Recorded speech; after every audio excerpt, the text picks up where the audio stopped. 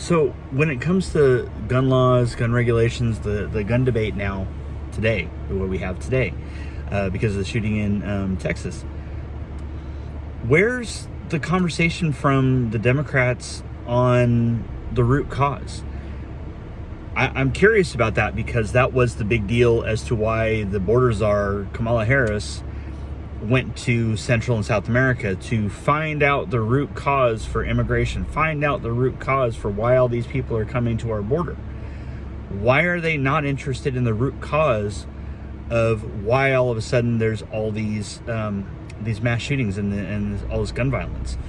I think it's rather odd that they're just going to go straight to laws, which we all know criminals don't break law, don't abide by laws. Hence, they're criminals.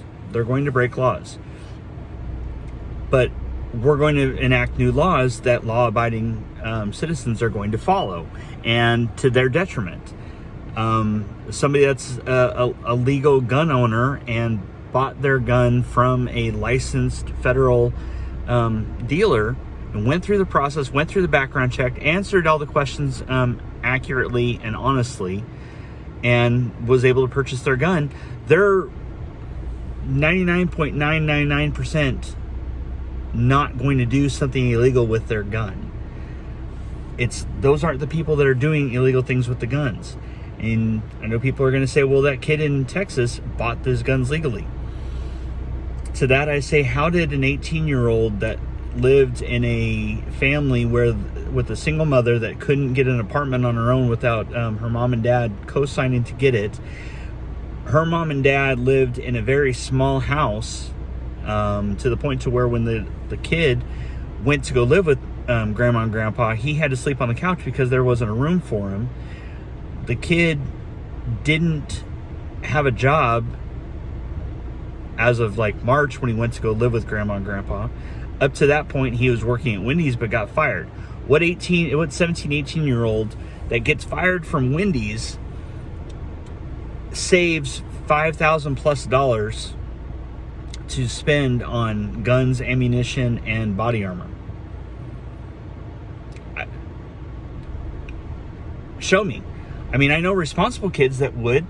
I know responsible kids that would be able to save that amount of money, but they have jobs still. They don't get fired from Wendy's. They have jobs. I'm curious as to where this kid got all this money to buy all this stuff. I think something's weird about that. Not just the fact that he went and shot up the school, which there are no words to make that okay. There are no words to express exactly how I feel about that. It's horrible. It's the worst. The worst. But I want to talk about the gun debate that's going on right now, because it's getting ridiculous. And you got Mathew McConaughey coming out and saying, I'm not anti-gun, I'm pro-responsibility, and then he starts going into all these things that he talks about, all these things that he suggests. The red flag laws. What a red flag law is, if you don't know, means that your neighbor, your spouse, your ex, your family member, your coworker can say, hey, this guy might have guns, and I think he's unstable. If he has them, he shouldn't have them. You can report that to the police, and the police can show up at your door and search your house and take away your guns. That's it. No cause whatsoever. You could do nothing other than just basically piss somebody off, and they could call the cops on you. That's it. So those can get abused. I realize that there is a time and a place where those could be useful, but those can and probably are being abused where they exist. They exist in DC, and DC has one of the highest rates of gun violence in the country. Washington DC has all these laws that Mathew McConaughey, all of a sudden a gun expert, and I like Mathew McConaughey as an actor, I really do, but as a gun expert, no, you're not a gun expert. And he's suggesting raising the minimum age of an AR-15 to purchase an AR-15 or a semi-automatic rifle to 21. So that means that if, like New York is trying to do, so the New York example, New York's governor just signed that. I have a feeling it's going to be deemed unconstitutional in the court. It's going to go through the courts. But anyways, So you can serve in the New York National Guard, the Air National Guard, the Army National Guard. You can serve.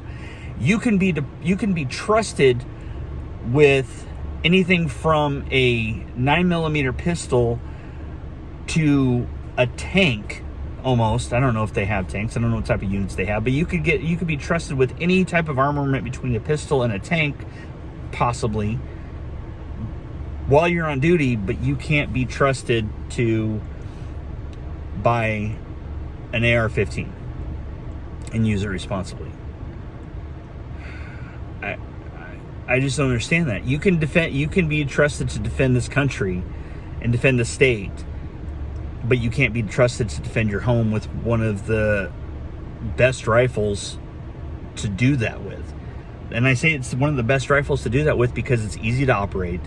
Anybody can do it. It doesn't kick. It is accurate. And it does it with minimal damage to the person.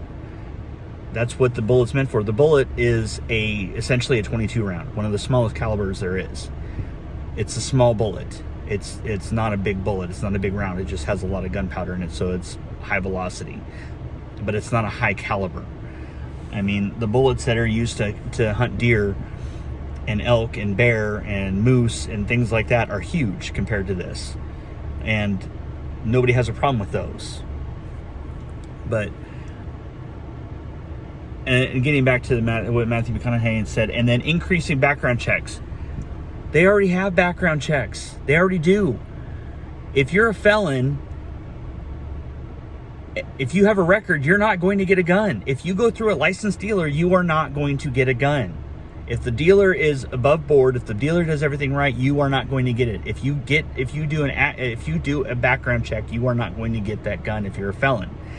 If you have mental issues and you've actually been in a mental hospital, in a mental facility, you are not going to get a gun. I know somebody that has had that issue.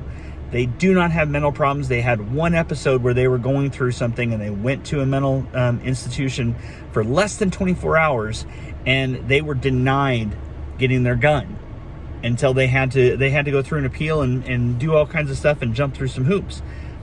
But if you have mental problems and you have been seen by a mental professional, you will not get your gun. And nor should you probably. If you actually have bona fide mental issues, you shouldn't be getting a gun. We have these things in place. People that say we need more laws, we need common sense. That's the big thing, common sense. We need common sense gun laws. The people that are clamoring for common sense gun laws don't know what the gun laws are that exist. I mean, a good person to check out if you're curious about this debate is on YouTube, Colion Noir. He is a lawyer, and he used to work for the NRA, but now he just has his own channel. But he's a lawyer, very intelligent guy, knows the ins and outs of this stuff. Watch any of his videos. He'll talk about it. He'll tell you. He'll break it down. He's been on Bill Maher. He's been on Joe Rogan's show. He's been on Fox News, explaining what gun rights are, explaining the right ways and the wrong ways to do things. 2A people, Second Amendment people, honestly, are anti-stupid when it comes to guns. Myself, I am a big proponent of the Second Amendment. I think that the Second Amendment makes it possible for us to have all the other amendments. It definitely makes it possible for us to have the First Amendment. My guns are locked up, safe and sound. The key is hidden, and the location is only known by me and my wife. Ammunition is kept separate from the guns. Nobody else in my household other than myself and my wife know where the guns are. I don't play with them. I don't mess with them. I don't leave them out. If I get my guns out, it's to clean them. I clean them and I put them away. When I go out to shoot, if I go out to shoot with my family, it's done responsibly. We all are responsible. We all might be a little bit redneck, but we're all responsible. People that aren't responsible, they're not responsible in other aspects of their life.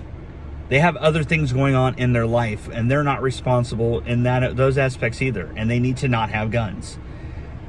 I'm sick and tired of people coming down on people that are pro Second Amendment.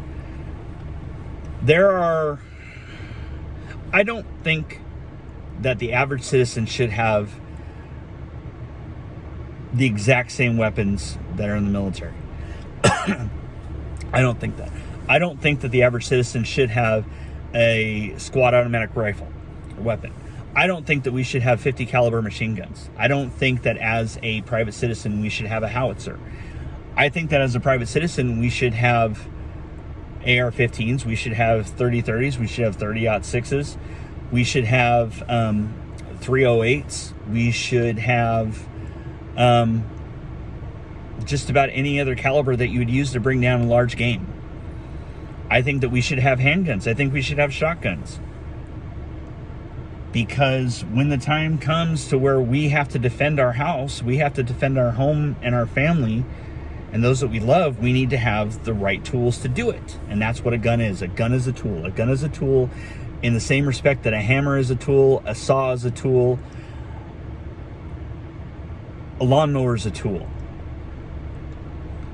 I mean, some of the largest tragedies in this country were not perpetrated by somebody with a gun. Twin Towers were knocked down by somebody with a knife getting into the cockpit of a plane. The Oklahoma City federal building was blown up by somebody that knows how to mix fertilizer into an explosive combination. Jim Jones, and this was one that was on Facebook the other day, Jim Jones killed multiple people with poison and Kool-Aid. People, you need to start looking at the root causes for things and stop looking at the inanimate object and blaming that. We don't flip out and decide to start banning cars and alcohol whenever there's a rash of drunk drivers killing people. I mean, there were almost 200 people that were pulled over Memorial Day weekend in the Sacramento area for DUIs. We're not putting a ban on we're not putting a ban on cars. We're not putting a ban on alcohol. We saw how that works. You put a ban on alcohol, guess what? People are going to get it anyways. Same thing applies to guns. People will get them anyways. The only way that you're going to get rid of guns completely is if you get rid of guns completely in the rest of the world. Because guess what? They're going to come over the border. They're going to come in ships. They're going to come from Canada. It's going to happen. I'm not saying that we shouldn't do anything, but do something that actually makes sense instead of doing something just to do something, because that's what this is. That's what any of these gun laws these people are talking about are. They're doing something just to do something. And that's not right. That's a waste of time. That's spinning your wheels. And that's just appeasing people because they're crazy. It's not. We need to look at the root causes as to why these situations are happening. Why did that shooter in Buffalo do what he did? Why did that shooter in Texas do what he did? Why did any of these other people do what they did, and how could we have prevented that? How could we have gotten them help? I mean, these kids needed help. The two kids that did these last two shootings, they needed help. Somebody wasn't there for them. That's the problem that we need to fix. We need to make sure that these kids have the help that they need when they need it. Not get rid of guns just because. It's not right. It's not right at all. And I don't know what else to say other than they need all these people, all these Democrats that were all about the root causes of immigration, illegal immigration, need to get to the root cause of these mass shootings. I mean, I saw this morning that there was a shooting in a library in San Jose. It was gang related. The shooting here in Sacramento that killed 6 people, it was gang related. It went from being the news reporting it as a mass shooting to a gang related shooting because it found out that people were known. We need to stop sensationalizing this stuff. I mean, it's kind of like It's kind of like Natural Born Killers, where Woody Harrelson's character wanted to become the greatest murderer in history or something like that. Or there was another stupid movie Michael J. Fox did. I forget exactly what it was, but it was about ghosts, and he could talk to ghosts. And this one silly character is a ghost, and he was a ghost of a killer, and he would carve the number of what number of victim that was, and he was trying to beat other killers. And it's like, that's what is society right now. That's what these kids are doing. These kids are upset, they're sad, they're depressed, they've got mental issues, they need help, and they're not getting it because it's not there, it's not available. So Matthew McConaughey, all of you celebrities, all of you Democrats, that's what you should be pushing for. Spend your money on that. Help these kids. Help these people that have issues. Help these people that just need somebody to talk to, that need to be pointed in the right direction. Because that's how you fix it. You don't fix it by taking away guns, because people will find another way to commit crimes. People will find another way to vent. People will find another way to take out their anger and frustration. A gun is just a tool to do that. You take away a gun, they're going to find something else. Maybe they'll find a baseball bat. Maybe, how about this? If that kid in Texas drove his car through the playground, are we going to be banning cars? Is that what we would have done? Would we have been talking about banning cars? Would we have been talking about raising the limit to get a driver's license? No, we wouldn't have. So why are we doing this? It's because it's easy. That's why. It's easy to point your finger at the gun, like, oh, the gun's bad. In the wrong hands, the gun's bad. Just like in the wrong hands, a car is bad. In the wrong hands, fertilizer's bad. We need to start looking at the hands and stop looking at the thing in the hands.